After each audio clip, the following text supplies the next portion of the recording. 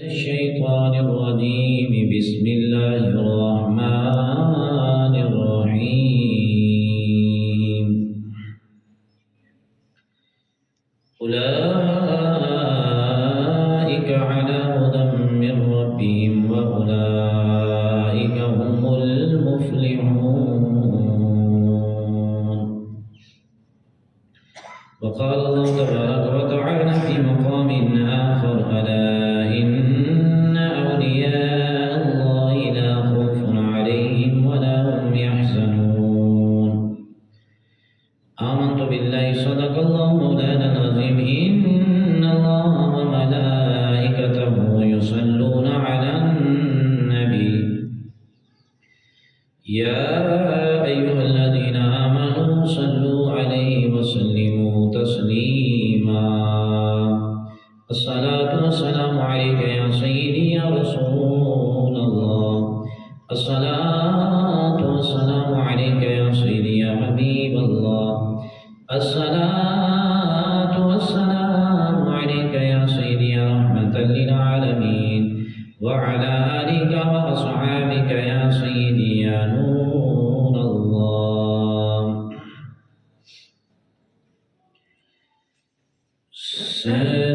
سرکار غوث اعظم نظر کرم خدا سرکار غوث اعظم نظر کرم خدا میرا خالقہ سب دو میرا خالقہ سب دو میں فقیر ہوں تمہارا سرکار غوث اعظم نظر کرم خدا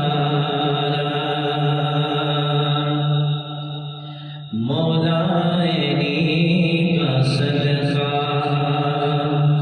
گنجے شکر کا صدقہ مولائے کا صدقہ گنجے شکر کا صدقہ میری لاج رکھ لو یا غوث میری لاج رکھ لو یا غوث میں فقیر ہوں تمہارا سرکار غوث اعظم نظر کرم خدا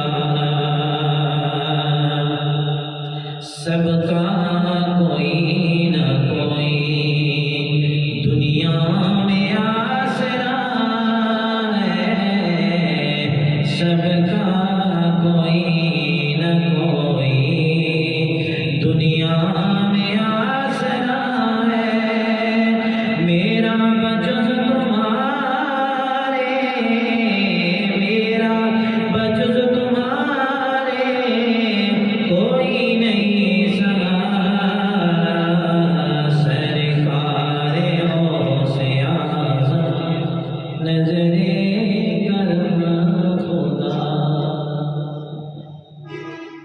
حمد و ثنا کے بعد بارگاہ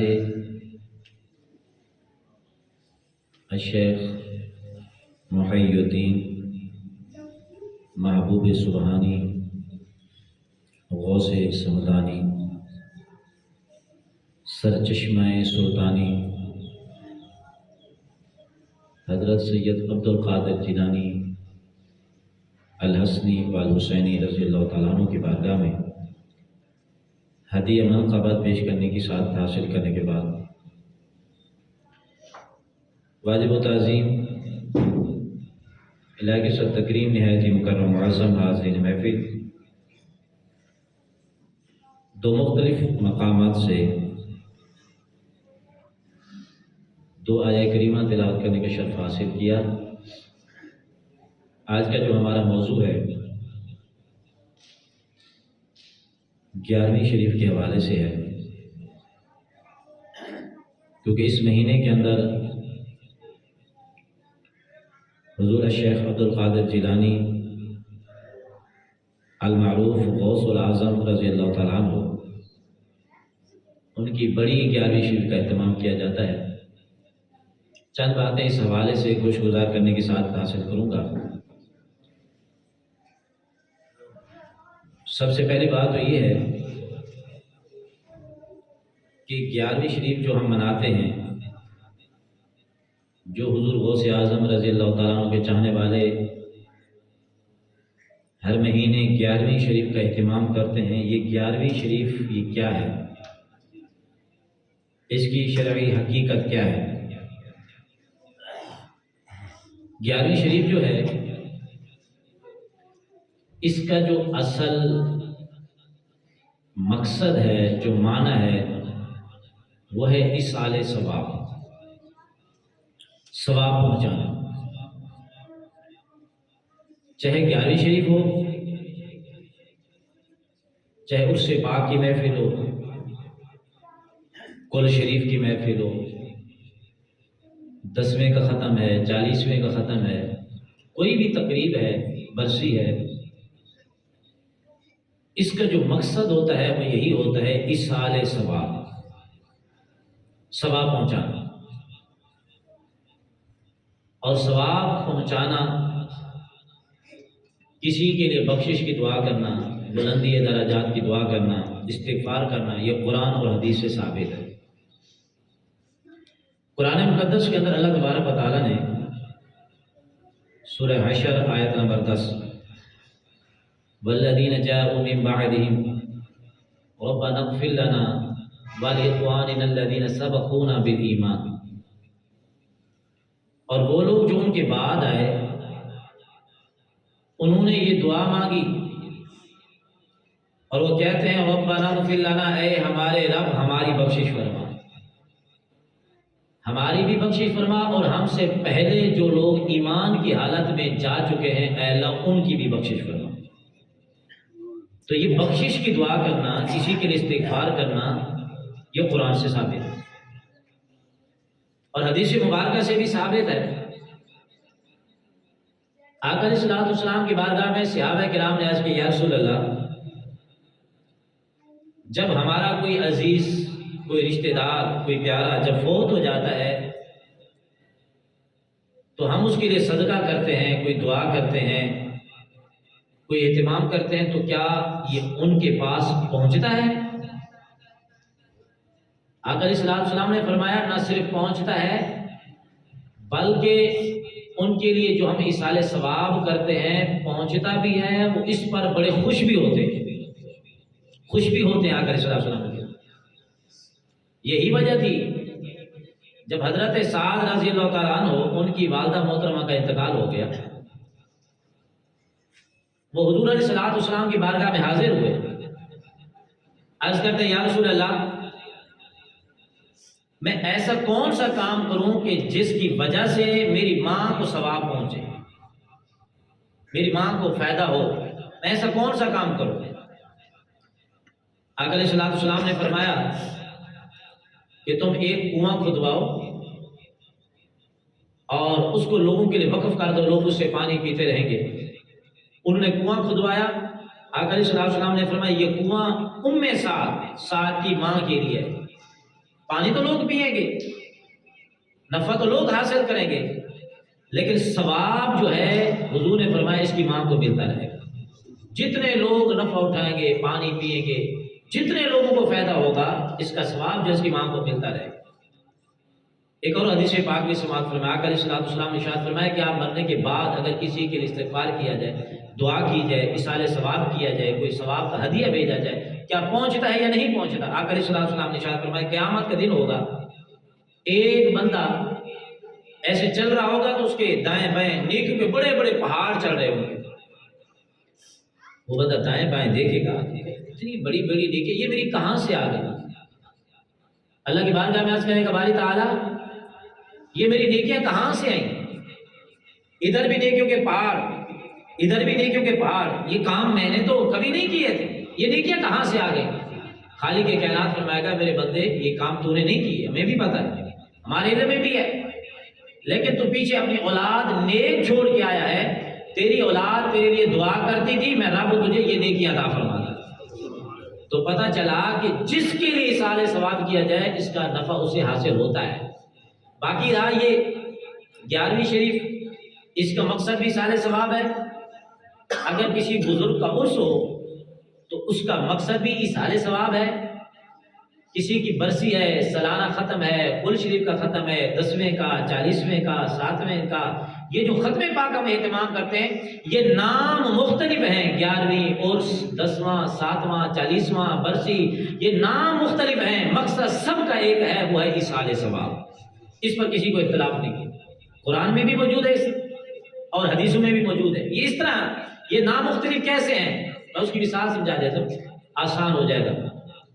ہم صبح کو کھانا کھاتے ہیں گھر میں، صبح کو کھانا کھاتے ہیں، اس کو ہم کہتے ہیں بریک فاسٹ. وہ بھی کھانا ہے، ہم نے کھانا کھایا لیکن اس کا نام ہے بریک فاسٹ. وہی کھانا آپ دوپہر کو کھائیں گے اس کو لنچ کہیں گے. وہی کھانا اگر آپ شام کو کھائیں گے تو اسے آپ ڈنر کہیں گے. کھانا وہی ہے، صبح بھی وہی کھایا لیکن نام بریک فاسٹ. دوپہر کو بھی وہی کھایا، اس کو آپ نے لنچ کہہ دیا. شام کو بھی وہی پکا ہوا تھا، وہی کھایا، اس کو آپ نے ڈنر کہہ دیا. کھانا ایک ہے، نام مختلف ہیں. اسی طریقے سے نام مختلف ہیں، 11ویں عرس، 7واں، 10واں، 40واں، کل یہ نام مختلف ہے، سب کا جو مقصد ہے وہ ایک ہی ہے، وہ ہے اصالہ ثواب. یہ قرآن سے بھی ثابت ہے، یہ حدیث پاک سے بھی ثابت ہے. حضور الشیخ عبد القادر جیلانی البغدادی الحسنی والحسینی رضی اللہ تعالیٰ عنہ، آپ کی 11ویں شریف کا جو یہ اہتمام کیا جاتا ہے یہ کب سے کیا جاتا ہے؟ کوئی آپ سے پوچھ لیتا ہے آپ 11ویں شریف کا ختم دلواتے ہیں، اہتمام کرتے ہیں، یہ کب سے شروع ہے؟ یہ تو میں نے پہلے بتا دیا کہ اس کا مقصد اصالہ ثواب ہے. اور یہ شروع کب سے ہے، یہ کیسے شروع ہوا کہ اب جہاں بھی دیکھو جب 11ویں شریف آتی ہے تو لوگ 11ویں شریف کا اہتمام کرتے ہیں. ہر طرف غوث پاک رضی اللہ تعالیٰ کے چرچے ہوتے ہیں. مسجدوں میں بڑی بڑی محافل سجتی ہیں 11ویں شریف کے حوالے سے. جو حضور غوث پاک ماننے والے تو تقریباً مسجدوں میں، گھروں میں 11ویں شریف کا اہتمام ہوتا ہے. حضور غوث پاک کے ہر جگہ پہ تذکر ہوتے ہیں. اس کی وجہ کیا ہے؟ اس کی وجہ یہ ہے، روایات کے اندر آتا ہے کہ حضور غوث پاک رضی اللہ تعالیٰ عنہ ہر مہینے کی 11 تاریخ کو، اپنی ساری زندگی ہر مہینے کی 11 تاریخ کو آقا کریم صلی اللہ علیہ وسلم کی محفل پاک کا اہتمام کیا کرتے ہیں. بتانا چاہتا ہوں کہ یہ 11ویں شریف کیسے شروع ہوئی. ہر مہینے آقا علیہ السلام کے ذکر کی محفل سجاتے تھے. حضور غوث پاک رضی اللہ تعالیٰ عنہ عقیدت مند لوگوں کو بلاتے تھے، کھانے کا اہتمام کرتے تھے، مدرسے کے بچوں کو بلاتے تھے اور کھانا پکا کر ان کو کھلاتے تھے. ہر مہینے یہ اہتمام کرتے تھے اور پابندی کے ساتھ کرتے تھے. ذکر مصطفیٰ کی محفل سجاتے تھے. حضور غوث اعظم، اللہ کو یہ ادا اتنی پسند آ گئی، اللہ کو اپنے محبوب بندوں کی ادائیں بھی بڑی پسند آتی ہیں. اللہ کو یہ ادا اتنی پسند آئی کہ حضور غوث پاک رضی اللہ تعالیٰ عنہ دنیا سے چلے گئے، لیکن ذکر مصطفیٰ کے صدقے میں ہر مہینے 11ویں کو حضور غوث پاک رضی اللہ تعالیٰ عنہ کے ہر جگہ پہ تذکرے ہی تذکرے ہوتے ہیں. یہ 11ویں شریف کا اہتمام بھی ذکر مصطفیٰ کے صدقے میں ہی ہوتا ہے. اسی لیے حضور غوث پاک رضی اللہ تعالیٰ کی 11ویں شریف ہر جگہ پر جو ہے ہر مہینے کے اندر اس کا کچھ شاخان جو ہے اس کا اہتمام کرتے ہیں اور اس سے بڑے بڑے فیوز و برکات بھی حاصل ہوتے ہیں. حضور غوث پاک رضی اللہ تعالیٰ کو جو ماننے والا، ان سے عقیدت رکھنے والا، ان سے محبت کرنے والا، حضور غوث پاک کا اللہ کی بارگاہ میں جب وسیلہ دے دیتا ہے، جو مانگتا ہے اللہ اسے عطا فرما دیتا ہے. حضور غوث پاک رضی اللہ تعالیٰ آپ تو مادر ذات ولی ہیں، بچپن سے آپ ولی ہیں. یہ ولی پیدا کیسے ہوتے ہیں؟ حضور غوث پاک جو اتنے ولی ہیں، یہ ولی پیدا کیسے ہوتے ہیں؟ اس کے لیے اس کے ماں باپ کو دیکھنا پڑتا ہے. آپ کے باپ کی شان یہ ہے، آپ کا باپ، ماں، پھوپھیاں، گھر کے جتنے لوگ ہیں سارے متقی و پرہیزگار تھے. نہر کے اندر ایک مرتبہ ایک سیب بہتا ہوا آ رہا تھا. اب نہیں پتا وہ کس کا ہوگا. آپ کے والد محترم نے وہ پکڑ کر غلطی سے کھا لیا. معافی مانگنے کے لیے اس باغ والے کے پاس چلے گئے. یہ تقوی کا عالم تھا اور کئی سالوں تک اس کے باغ کی خدمت کی، اس کی ہر شرط پوری کی.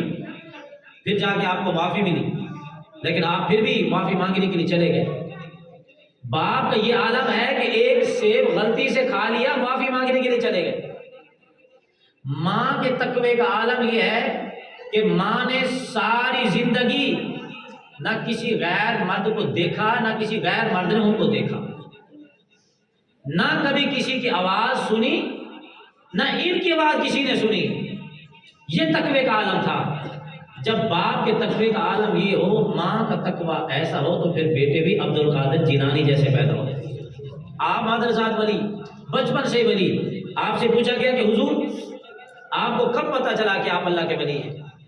اللہ نے آپ کو یہ مرتبہ عطا کیا، یہ مقام عطا کیا، آپ کو کب پتہ چلا؟ آپ فرماتے اور تو میں نہیں جانتا.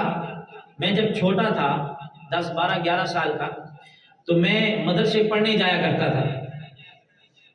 تو میں یہ منظر دیکھتا تھا کہ میرے آگے پیچھے دائیں بائیں میرے ساتھ فرشتے چلا کرتے تھے.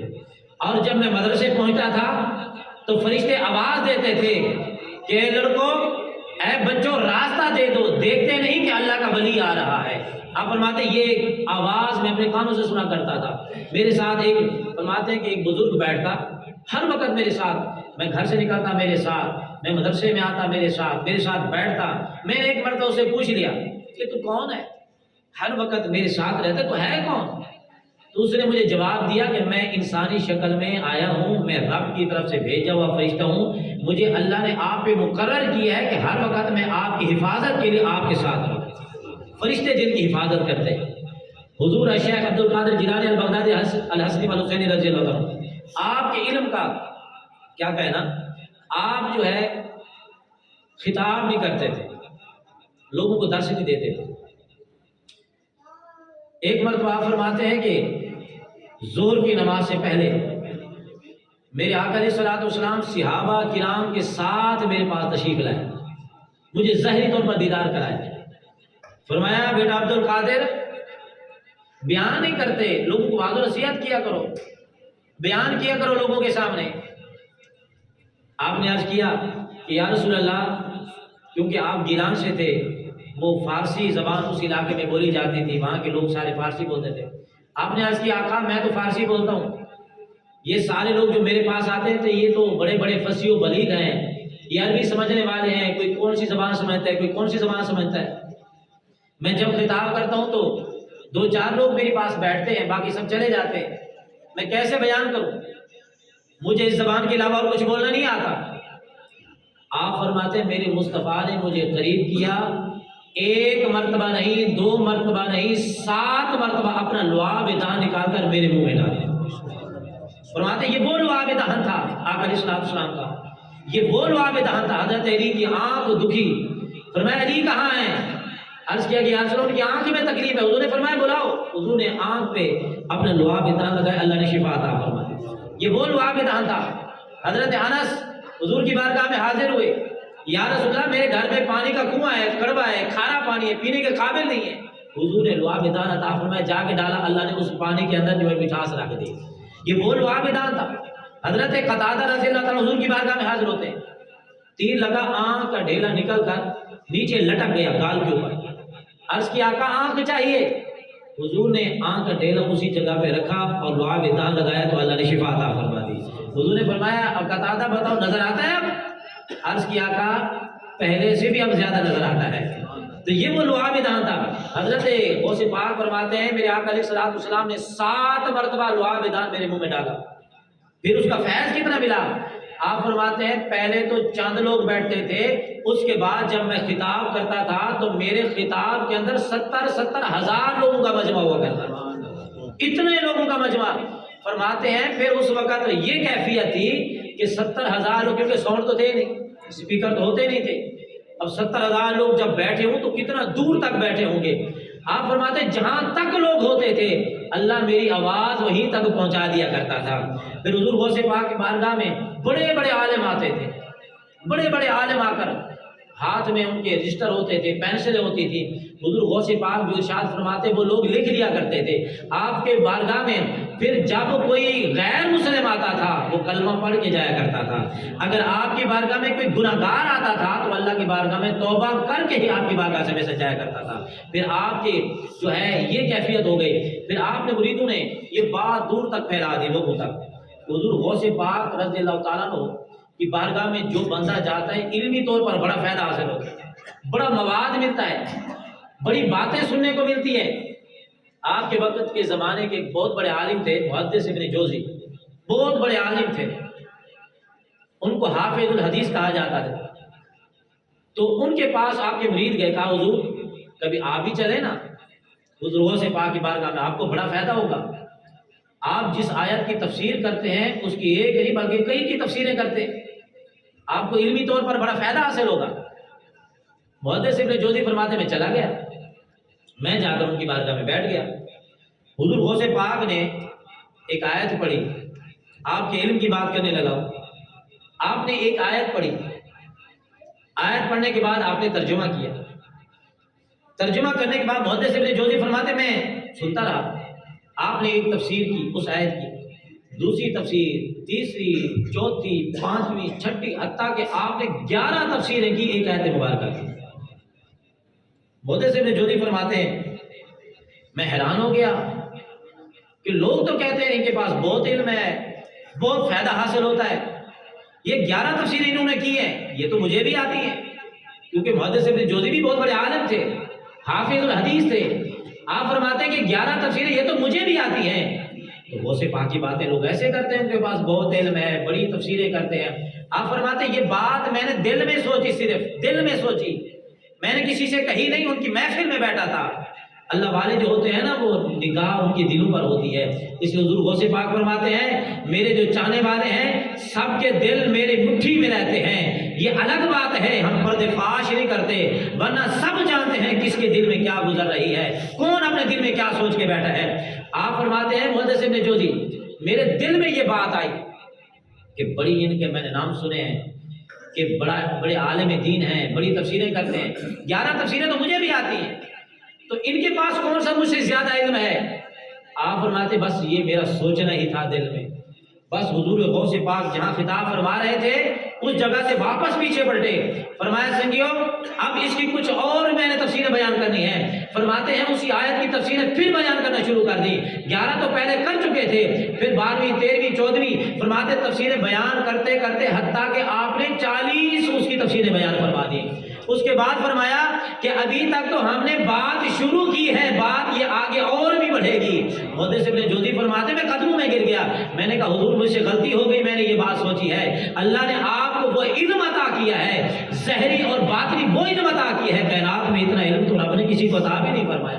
محدث ابن جوزی جیسے بھی مان گئے کہ حضور غوث پاک رضی اللہ تعالیٰ جتنے بڑے وقت کے امام ہیں، آپ کے بارے میں آپ ظاہر باطن بڑا لوگوں کا سمجھتے تھے، آپ کو اللہ نے بڑی روحانی طاقتیں عطا فرمائی تھی، علم ظاہری، علم باطنی، کہ آپ منزہ و مبرہ تھے، آپ جو ہے اس کے بڑا ملکہ رکھتے تھے، اتنا اللہ نے آپ کو علم عطا فرمایا، کائنات میں اتنا پھر علم کسی کو نہیں عطا فرمایا۔ فرماتے ہیں کہ ایک مرتبہ حضور غوث پاک رضی اللہ عنہ جمعہ کی نماز پڑھانے کے لیے مسجد میں تشریف لا رہے تھے، حضرت شیخ کبیر رفاعی علیہ الرحمہ آپ فرماتے ہیں میں بھی آپ کے ساتھ تھا۔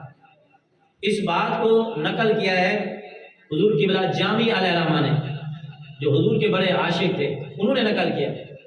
شیخ کبیر رفاعی علیہ الرحمہ آپ کے ساتھ چل رہے تھے، آپ جمعہ کی نماز پڑھانے کے لیے تشریف لائے، ابھی راستے میں تھے تو شیخ کبیر فرماتے ہیں میں نے دل میں سوچا، میں چل رہا تھا آپ کے ساتھ، آگے آپ تھے پیچھے میں تھا، ہم چلتے مسجد کی طرف آ رہے تھے، کوئی بندہ بھی آپ کو سلام کرنے نہیں آیا۔